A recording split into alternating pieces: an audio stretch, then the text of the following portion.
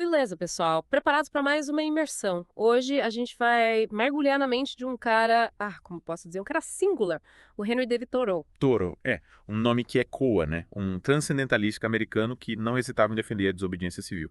E, olha só, um dos pioneiros, se a gente for pensar bem, do ambientalismo moderno. É isso aí. E para essa nossa conversa, a gente escolheu a dedo, sabe, dois dos trabalhos mais importantes dele, A Desobediência Civil e Walden, ou A Vida nos Bosques, mas a ideia é ir muito além desses livros, né? Sim, vamos usar trechos dos diários, cartas, outros ensaios, para ter uma visão panorâmica completa do pensamento do Toro. É como se a gente quisesse montar um quebra-cabeça, sabe? Cada peça, cada texto ajuda a gente a entender melhor quem era esse cara e o que ele queria nos dizer. E a missão aqui, se você me permite, é garimpar as ideias mais importantes de Thoreau. O que esse cara, que viveu lá no século XIX, ainda tem para nos ensinar sobre o indivíduo, a sociedade, o governo e a natureza. E a gente tem um bom material para isso, né? Os ensaios publicados, claro, mas também as reflexões daquela experiência radical de isolamento e autossuficiência que ele viveu em Walden, sem falar nos diários e nas cartas. E já para começar essa nossa viagem com o pé direito, que tal a gente ouvir uma frase do Thoreau que eu acho, simplesmente sensacional. Ele disse: Acho saudável ficar sozinho a maior parte do tempo. Nunca encontrei a companhia que fosse tão sociável quanto a solidão. Uma frase que já nos convida a pensar, né? Nessa busca por conhecimento individual, no poder da reflexão, na importância de se conectar consigo mesmo. Me faz pensar naqueles momentos em que a gente precisa se isolar um pouco para ouvir a nossa própria voz, sabe? No meio de tanta informação, tanta gente falando. A solidão às vezes pode ser uma ótima companhia. Com certeza. E para entender melhor de onde vem essa ideia, a gente precisa voltar um pouco no tempo e falar do transcendentalismo. Um movimento filosófico americano que surgiu como uma reação àquele intelectualismo da época, sabe? Eles queriam algo mais, algo além da razão pura. Eles meio que estavam cansados daquele formalismo, daquela ênfase só no que é material, sabe? E aí eles começaram a valorizar a intuição, a busca por uma verdade espiritual que transcende o mundo físico. Exatamente. É. E um dos mais importantes, um dos pilares do transcendentalismo, foi Ralph Waldo Emerson, que, por um acaso da vida, acabou sendo uma espécie de mentor do Thoreau. Emerson, ele, digamos, bebeu da fonte do idealismo transcendental do Kant lá na Europa e trouxe para cá essa ideia de que cada um de nós tem uma capacidade incrível de se conectar com algo maior, com o divino, através da intuição. E ele colocava uma ênfase enorme na autoconfiança, na independência, no indivíduo como centro da sua própria experiência. Se você quiser se aprofundar no Emerson, o ensaio Autoconfiança é leitura obrigatória. E o mais legal é que essa influência do Emerson não ficou restrita aos Estados Unidos, né? Uhum. Através do Emerson, o Nietzsche, lá na Europa, também teve contato com essas ideias e incorporou algumas delas no seu próprio pensamento. Essa troca transatlântica de ideias é fascinante, né? Mas, voltando ao Thoreau, uma das coisas que mais marcam a gente quando a gente estuda esse cara é a experiência radical dele, Walden, né? Walden, 2 anos, vivendo de forma extremamente simples, autossuficiente, no meio da natureza, pertinho do Lago Walden, em Massachusetts. Ele queria experimentar na pele, sabe, o que é realmente essencial para viver. Ele chamava isso de redução mental e física, como se ele estivesse despindo de tudo que era supérfluo, sabe? Ah, Para descobrir quais são as necessidades básicas do ser humano: abrigo, comida, companhia. é como se ele quisesse voltar para essa zero, né? E essa busca, pela essência, pela simplicidade, me lembra muito sua busca por conhecimento, de forma rápida e focada. É como se o Thoreau tivesse feito isso com a própria vida, tentando encontrar a essência da experiência humana. Exatamente. E é curioso como ele foi influenciado por filosofias indianas, como o Bhagavad Gita e o Código de Manu, né? Essa busca pela simplicidade, por uma vida mais próxima da natureza. Tem muito a ver com a filosofia oriental. Sim. Essa conexão com o Oriente é algo que a gente vai explorar mais a fundo daqui a pouco. Mas voltando a Walden, essa experiência levou o Thoreau a questionar o papel do Estado, sabe? A capacidade do Estado de realmente atender às necessidades básicas do indivíduo. Ele se perguntava se, às vezes, o Estado não atrapalha mais do que ajuda. E aí a gente chega à Desobediência Civil, um ensaio que nasceu da experiência pessoal do Thoreau, né? Ele Sim. foi preso por se recusar a pagar um imposto, como forma de protesto contra a Guerra Mexicana-Americana e contra a escravidão. E nesse ensaio, ele defende a ideia de que cada um de nós tem a obrigação moral de desobedecer leis injustas, sabe?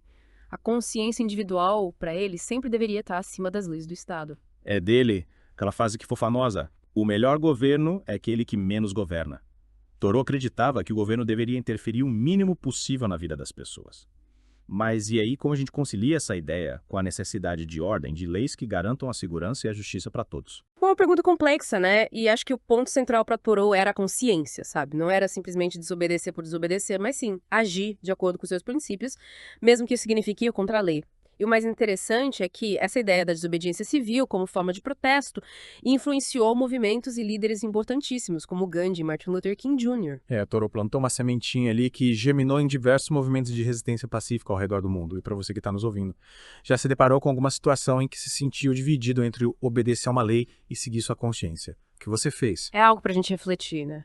Agora, mudando um pouco de assunto, não tem como falar do Thoreau sem falar da paixão dele pela natureza, né? Em Walden, essa relação fica muito clara, mas os diários dele também estão cheios de observações e reflexões sobre o mundo natural. Ele não era só um admirador da natureza, né? Ele era naturalista amador dedicado, que passava horas observando plantas, animais, tentando entender os ciclos da natureza. Ele tinha um olhar, como posso dizer, poético, né? Ele conseguia ver beleza e significado nos mínimos detalhes da natureza. Tem uma frase dele que eu acho linda. O pássaro azul carrega o céu nas costas. E essa frase, na natureza selvagem está a preservação do mundo, escrita em Caminhando, me faz pensar na importância da preservação ambiental, né? Algo tão urgente nos dias de hoje.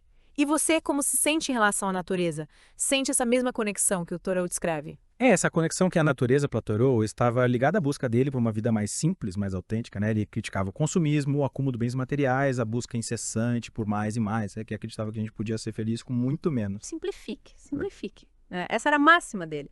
Uma ideia que, no fundo, tem muito a ver com o que você busca, né? Se livrar do excesso de informação, se concentrar no que realmente importa. E você já tentou simplificar alguma área da sua vida.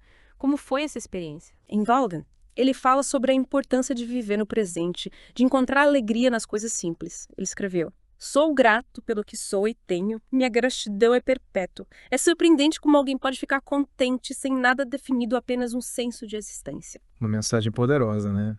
Que nos convida a repensar nossos valores, nossos desejos, a forma como a gente enxerga a felicidade. E essa busca individual por significado, essa valorização da simplicidade, inevitavelmente leva a gente a questionar o papel do indivíduo na sociedade, né? O Thoreau é um defensor ferrenho da individualidade, da autonomia, da autossuficiência. Ele acreditava que cada um de nós tem um potencial único e que a gente não deve se moldar às expectativas da sociedade. E ele criticava duramente a conformidade, a obediência cega às regras, o medo de ser diferente. Qualquer tolo pode criar uma regra e todo tolo vai segui-la, ele disse. Uma crítica ácida à nossa tendência de seguir a manada, né? E você, como lida com essa pressão social para se encaixar, para ser normal? Às vezes a gente se pega fazendo coisas só porque todo mundo faz, né? Sem questionar, sem pensar se aquilo faz sentido pra gente. E o Thoreau nos convida a questionar, a pensar por nós mesmos. Ele acreditava que qualquer homem mais certo que seus vizinhos constituía uma maioria de um. Ou seja, a sua convicção individual, se for baseada em princípios sólidos, pode ter mais força do que a opinião da maioria. Uma ideia poderosa, né? E para finalizar nossa imersão, a gente precisa falar sobre a influência da filosofia oriental no pensamento do Thoreau. Ah, sim.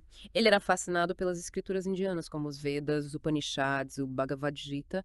Ele via nesses textos uma sabedoria profunda, uma conexão com o divino que ia além dos dogmas religiosos. Ele descreveu a leitura dos Vedas como uma experiência transformadora, que lhe revelou uma luz sobrenatural e desconhecida. E ele se identificava com a ausência de sectarismo, de dogmas rígidos nesses ensinamentos. É como se ele tivesse encontrado ali uma ressonância com a sua própria busca espiritual, com a sua crença na intuição, na experiência individual como caminho para a verdade. E você já teve contato com alguma filosofia ou tradição espiritual que te tocou profundamente, que te fez questionar suas crenças e te abriu para novas perspectivas? A gente nunca sabe onde vão encontrar as respostas que buscamos, né? Às vezes elas surgem de lugares inesperados, de culturas diferentes, de tradições milenares, e a gente precisa estar aberto, né? A aprender com tudo e com todos. Então, resumindo essa nossa viagem pela mente do Thoreau, a gente viu que ele valorizava a individualidade, a consciência, a simplicidade, a conexão com a natureza e a busca por um significado mais profundo na vida, inspirado também pela sabedoria oriental. Ufa, quanta coisa, hein?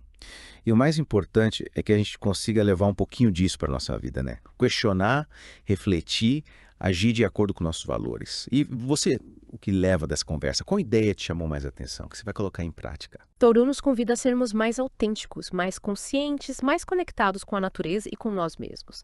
E a gente te convida a continuar essa reflexão. Quais são os impostos que você está pagando silenciosamente, que vão contra seus valores, seus princípios?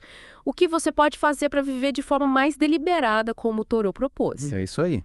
A gente espera que essa imersão tenha te inspirado de alguma forma e, quem sabe, te motivado a ler Thoreau, a se aprofundar no pensamento desse cara tão singular, tão à frente do seu tempo. E a gente se encontra na próxima imersão com mais ideias, mais reflexões e mais provocações. Até lá!